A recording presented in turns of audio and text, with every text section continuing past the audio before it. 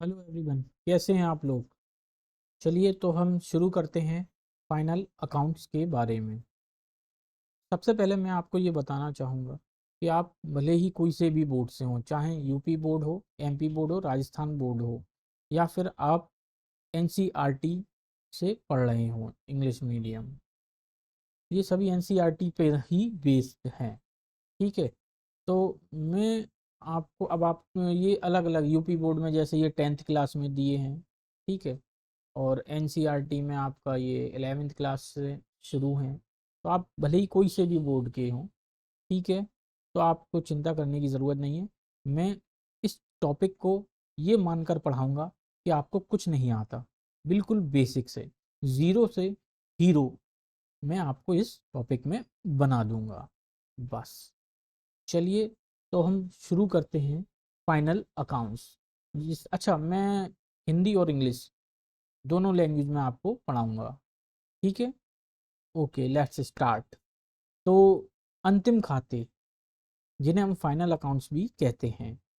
Final accounts, यह जो है, कोई भी व्यापारी वो अपने बिजनेस में ये जानना चाहता है कि उसे एक समय के बाद कितना लाभ हुआ, कितनी हानि हुई, या फिर उसको कितना अमाउंट लोगों को देना है जिससे माल उसने खरीदा, या फिर कितना अमाउंट उसको उन लोगों से लेना है जिसको उन्होंने उसने माल उधार बेचा है। ठीक है। ऐसे ही उसके दुकान में या उसके बिजनेस में कितनी एसेट्स हैं, उसकी कितनी लायबिलिटीज़ हैं।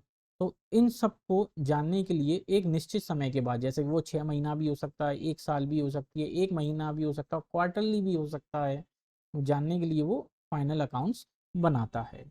ठीक है। तो फाइनल अकाउंट्स के अंदर हम कौन-कौन से अकाउंट्स बनाते हैं, इसके लिए मैं आपको बताना चाहूँगा कि जैसे कि 2 तरह की कंसर्न्स होती हैं। एक होती है मैन्युफैक्चरिंग का काम करती है, जो कंसर्न कंपनी या कोई दुकानदार या कोई पार्टनरशिप फर्म।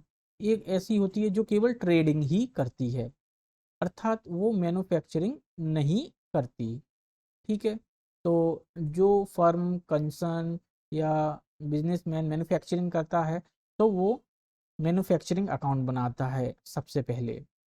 वो किस लिए बनाता है मैन्युफैक्चरिंग अकाउंट? यह जानने के लिए बनाता है कि जो वो प्रोडक्ट तैयार कर रहा है, मैन्युफैक्चर कर रहा है, उसकी कॉस्ट उसे क्या पड़ी, वो प्रोडक्ट उसे किस लागत का पड़ा, कितनी कॉस्ट का पड़ा। ठीक है। और अगर कोई नॉन मैन्युफैक्चरिंग फर्म है, तो वो अपने बिजनेस में सिर्फ और सिर्फ ये 3 अकाउंट्स बनाएंगी। एक होगा व्यापार खाता, ट्रेडिंग अकाउंट, दूसरा होगा प्रॉफिट एंड लॉस अकाउंट, और तीसरा होगा बैलेंस शीट, आर्थिक चिट्ठा। ठीक है। चलिए, तो अब मैं आपको बताता हूँ। ये तो एक मैंने एक भूमिका बना दी, आपको थोड़ा सा इंट्रो मैंने दे दिया। अब मैं शुरू से शुरू करता हूँ। अंतिम खाते का अर्थ। अंतिम खाते बेसिकली क्या होते हैं? अंतिम खाते, जो कि फाइनल अकाउंट्स होते हैं, और इनके अंदर कौन कौन से अकाउंट्स बनाए जाते हैं, वो मैंने आपको ये बता दिए। Manufacturing, trading, profit and loss and balance sheet. ठीक है।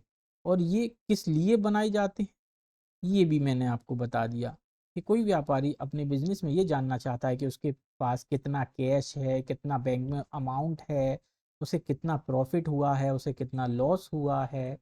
तो वो पूरी जानकारी जो है फाइनल अकाउंट्स बना कर ही प्राप्त कर सकता है। अच्छा, अब हम आते हैं अंतिम खातों का उद्देश्य, यानी कि ऑब्जेक्टिव्स ऑफ फाइनल अकाउंट्स। क्या होता है फाइनल अकाउंट्स बनाने का उद्देश्य? क्या होता है? जैसा कि आपको पता है, व्यापार के परिणाम, लाभ हानि ज्ञात करने के लिए, देखिए मैंने आपको पहले ही भी ये बता दिया, व्यापार की आर्थिक स्थिति पता करने के लिए, है ना। और अगर जैसे पहले से आप व्यापार करते चले आ रहे हैं, तो गत वर्षों के, यानी कि लास्ट ईयर्स के जितने भी परिणामों निकले हैं, प्रॉफिट एंड लॉस, उनका एक कंपैरिजन करने के लिए इस ईयर से। ठीक है ना। और दूसरा, आप जाहिर सी बात है जब बिजनेस करते हैं तो आपको इनकम टैक्स, जीएसटी, ये भी देना पड़ता है। तो इनको हम कैसे असरटेन करेंगे, इनकम टैक्स और जीएसटी के, कि आपको कितना पेमेंट करना है, ठीक है। उसके लिए भी हम फाइनल अकाउंट्स बनाते हैं। और दूसरा, जो कि वित्तीय संस्थाओं से ऋण या वित्तीय सहायता प्राप्त करने के लिए भी हम बनाते हैं। अगर आप कहीं बैंक में जाएंगे तो जो बैंक में कोई भी वहाँ का ऑफिसर होगा, आप उससे कहेंगे कि भाई हमें लोन दे दो, तो वो क्या कहेगा, लाइए आप अपने, हमें बिजनेस के, कंसर्न के, फर्म के हमें अकाउंट्स शो करिए। तो वो अकाउंट्स आप कैसे शो करेंगे, जाहिर सी बात है आप अपने व्यापार के उन्हें अंतिम खाते, फाइनल अकाउंट्स ही दिखाएंगे। और उस फाइनल अकाउंट्स में आप उसको क्या क्या दिखाएंगे, manufacturing, trading, profit and loss and balance sheet, ठीक है। और जाहिर सी बात है जो आपका मैनेजमेंट है उसको भी अच्छी नॉलेज होगी, जानकारी मिलेगी, हमारे बिजनेस में कितना प्रॉफिट हुआ, कितना लॉस हुआ, अब हमें आगे किस तरह से व्यापार करना है, किस तरह की पॉलिसीज बनानी है, ठीक है ना। तो ये तो हो गए आपके क्या, अंतिम खाते के उद्देश्य, जो मैंने आपको कंप्लीट करवा दिया। अच्छा, अंतिम खाते कैसे तैयार किए जाते हैं। सबसे पहले आपको इसके लिए ये जानना होगा कि अंतिम खाते हम किस तरह से तैयार करते हैं, यानी कि पहले हम किस तरह की रिकॉर्डिंग्स करते हैं अपने बिजनेस में, ठीक है। तो उस बिजनेस में जो हमने रिकॉर्डिंग्स करी है उसके ही अकॉर्डिंग हम क्या बनाते हैं, फाइनल अकाउंट्स। तो सबसे पहले हम क्या करते हैं, अब जैसे ही कुछ बच्चे हैं यूपी बोर्ड के, तो उन्होंने 9th क्लास में पढ़ा होगा। सीबीएसई बोर्ड के बच्चे हैं तो उन्होंने भी पढ़ा होगा कि सबसे पहले हमें क्या करना चाहिए फाइनल अकाउंट्स बनाने के लिए, ठीक है ना। किस तरह से हमारे जो बिजनेस में डेली के जो ट्रांजैक्शंस होते हैं उनको हम कैसे रिकॉर्ड्स करते हैं। चलिए, तो अब हम आपको बताते हैं सबसे पहले हम क्या बनाते हैं। सबसे पहले क्या करते हैं हम, जर्नल एंट्रीज, ठीक है, जर्नल एंट्रीज करते हैं। जर्नल एंट्रीज के बाद फिर हम क्या करते हैं, लेजर्स, ठीक है। लेजर्स के बाद हम क्या करते हैं, हम ट्रायल बैलेंस बनाते हैं, ठीक है। अब ट्रायल बैलेंस बनाने के बाद क्या बनाते हैं, फाइनल अकाउंट्स। तो आप फाइनल अकाउंट्स इस तरह बनाते हैं, पहले जर्नल, फिर लेजर, फिर ट्रायल बैलेंस और फिर फाइनल अकाउंट्स। हाँ, मैं आपको जर्नल टॉपिक भी कवर कराऊंगा, लेजर्स भी कराऊंगा, ट्रायल बैलेंस भी कराऊंगा। अभी हम बात करते हैं सिर्फ फाइनल अकाउंट्स के बारे में। ऐसा नहीं है कि अगर आपने अभी तक जर्नल नहीं पढ़ा या लेजर या ट्रायल बैलेंस नहीं पढ़ा तो आप इसको नहीं समझ सकेंगे, आप बिल्कुल इसको समझेंगे और आप इस टॉपिक में महारत हासिल भी करेंगे, ठीक है।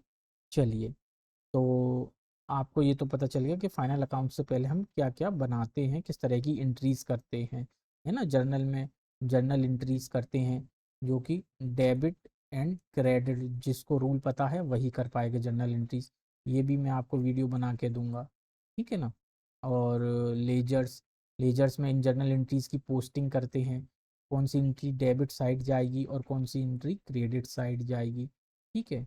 और ट्रायल बैलेंस, ट्रायल बैलेंस में हम डेबिट और क्रेडिट ये एंट्रीज इक्वल हैं कि नहीं। अगर ये एंट्रीज डेबिट साइड और क्रेडिट साइड जब इक्वल होते हैं तो आप ये मानकर चलिए कि हाँ, हमने लगभग लगभग जो भी ट्रांजेक्शन्स करी हैं वो हमारे सही हैं, ठीक है। चलिए, अब हम आगे बात करते हैं।